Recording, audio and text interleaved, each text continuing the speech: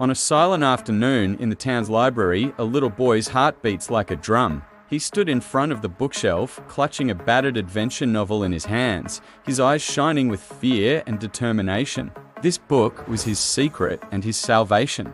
The little boy's name was Tom, and his life was not as exciting as the book in his hand. At school, he was the child who was always neglected, with no friends and mediocre grades. But today, he's decided to make a change. He plans to read his favorite adventure story in front of the whole school, though his voice will tremble, and though he's afraid of being laughed at. Just as Tom mustered his courage and was ready to walk to the podium, an accident happened. He tripped over a football that suddenly rushed into the classroom, and the book flew out of his hands and landed on the ground. The eyes of the class were instantly focused on him, and he felt embarrassed and helpless like never before.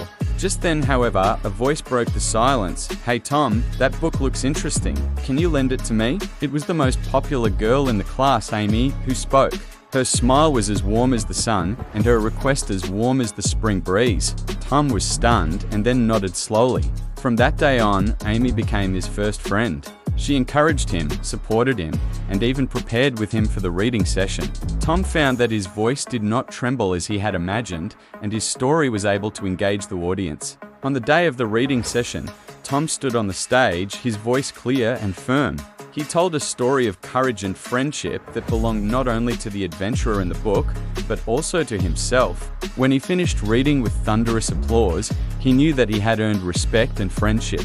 Tom realized that true courage is not the absence of fear, but the way forward in fear. And friendship, sometimes all it takes is a simple hug, a warm look, or a word of encouragement. His story, although it began with an unexpected fall, ended with an unexpected hug that gave him strength and gave him hope.